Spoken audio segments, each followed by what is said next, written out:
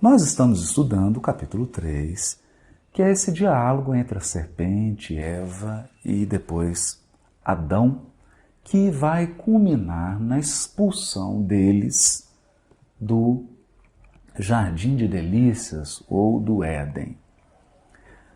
Aqui nós gostaríamos de fazer uma observação que é muito importante.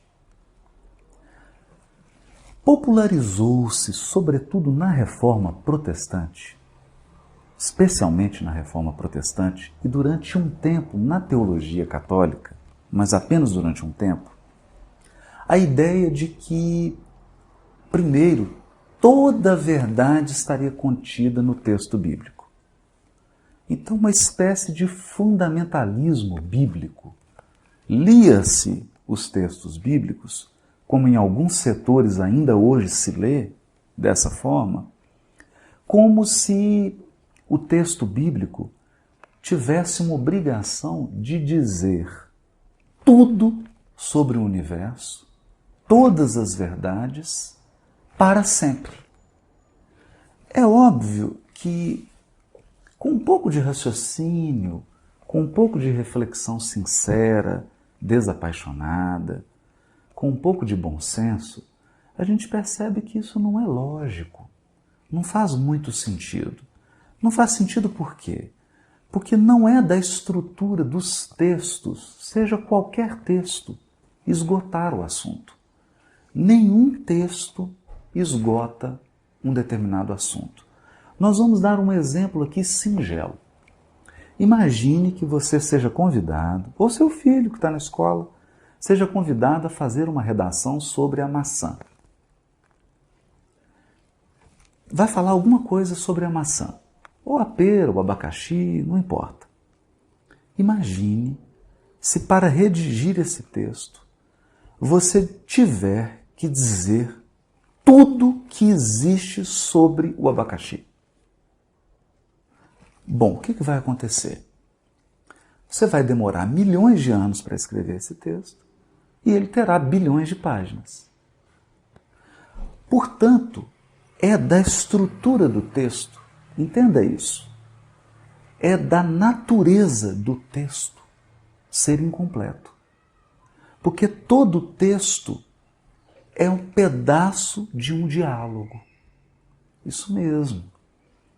Todo texto se insere num debate que se iniciou antes daquele texto ter sido escrito, e um debate que não vai se encerrar com aquele texto. Portanto, se você escrever um texto hoje, ele está dialogando com o que já foi escrito no passado e ele está abrindo o diálogo para o que será escrito no futuro. O texto possui o que os teóricos chamam de intertextualidade. É esse relacionamento que os textos travam entre si e que faz parte da nossa natureza humana. Cada um de nós é fruto de ascendentes, avós, bisavós, pais, mães. E todos nós nos conectaremos com os descendentes, ainda que não sejam na linha direta, porque você pode ter ou não filhos, mas na linha indireta, sobrinhos, primos, todos teremos aqueles que nos seguirão, que representarão a geração seguinte da nossa atual linhagem. Os textos também possuem essa característica. E por que nós estamos comentando sobre isso? Porque muitas pessoas, às vezes, ficam aturdidas, perplexas, com o fato de não haver informação precisa sobre determinado elemento no texto bíblico. E isso é proposital. Eu vou dar um exemplo. De onde veio a serpente? Qual a história da serpente? Fala-se com detalhe da criação de Adão. O texto descreve uma razoável detalhe a criação de Eva. Situa os dois no jardim e, de repente, aparece uma serpente astuta, inteligente, argumentativa, cheia de estratégia. Onde essa serpente adquiriu esse conhecimento e essa experiência? Qual que é a história dessa serpente? Então a gente vai percebendo que o texto lida com o explícito e o implícito, o que é dito e o que não é dito. E para um estudo profundo do texto, nós precisamos lidar com as duas informações, com aquilo que é dito e a parte que está expressa no texto. Nós temos que ser cuidadosos e fiéis, porque não dá para fugir daquilo que está expresso no texto. Mas aquilo que não está dito é onde nós temos uma margem de raciocínio, uma margem especulativa, é onde nós podemos, cada intérprete vai construir a sua maneira de interpretar. Por essa razão, o povo hebreu, na sua tradição de estudo dos textos hebraicos, que nós ocidentais chamamos de Velho Testamento, eles costumavam dizer que a Torá, o texto bíblico hebraico, possui 70 faces. Porque é exatamente nessas lacunas, naquilo que não tem no texto, que os intérpretes propunham ideias, propunham caminhos interpretativos e se destacavam, alguns pela sua habilidade, pelo seu bom senso, e outros pela fragilidade das suas interpretações, mas não tem problema. O importante é que tudo se somava para uma visão completa do texto. Então aqui você talvez se pergunte, qual que é a história dessa serpente? O que é essa serpente? E nós, como estamos fazendo um estudo à luz da doutrina espírita, como nós aqui estamos utilizando daquela chave que constitui os princípios espíritas, aqueles princípios que explicam o mundo espiritual e as relações do mundo espiritual com o mundo corporal, que foram sistematizados, que foram organizados por Kardec, não são de Kardec. Kardec foi um repórter, um arquivista, aquele que colecionou, aquele que organizou os textos, mas a informação veio dos próprios espíritos.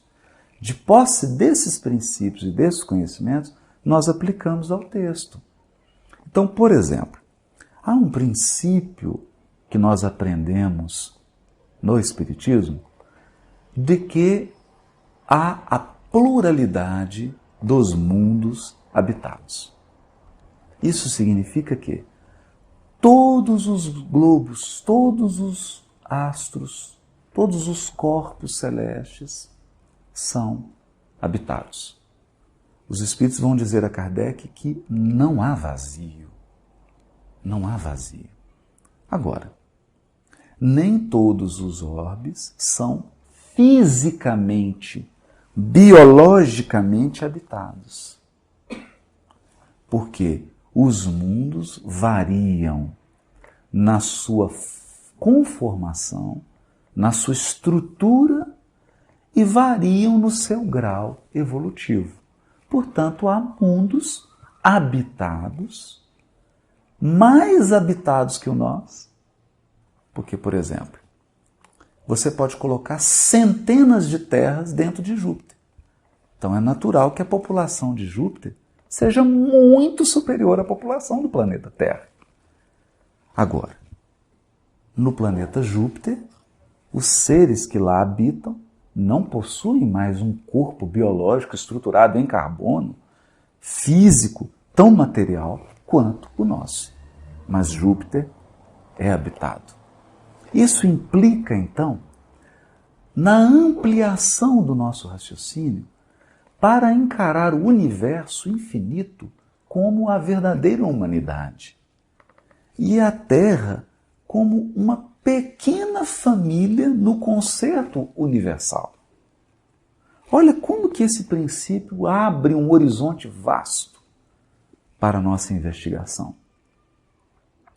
Isso significa que habitantes de outras famílias, de outros lugares, podem vir, inclusive, encarnar no nosso orbe.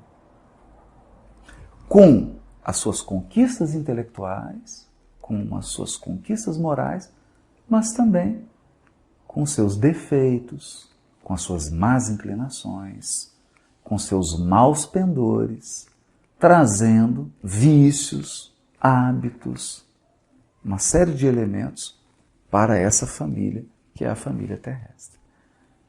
De posse desse princípio, nós podemos postular que a serpente, então, representa um grupamento espiritual bastante intelectualizado, que desenvolveu muito raciocínio, mas que está num atraso moral, que deliberadamente nega a autoridade da lei divina e age, pensa, se comporta, se dirige contrariamente à lei divina, querendo estabelecer uma espécie de domínio temporal paralelo, um poder paralelo ao poder supremo de Deus. Esse grupamento é a serpente. E toda vez que qualquer pessoa, toda vez que você, eu, nos comportamos, seja pensando, agindo, falando, ou mesmo nas nossas atitudes, toda vez que nós imitamos esse padrão, é como se nós nos tornássemos serpentes. Porque serpente não é um nome, serpente é uma tipologia, serpente é um padrão psíquico, não é um grupo apenas de pessoas, é um padrão psíquico. Esse padrão psíquico, ele expressa apego à matéria,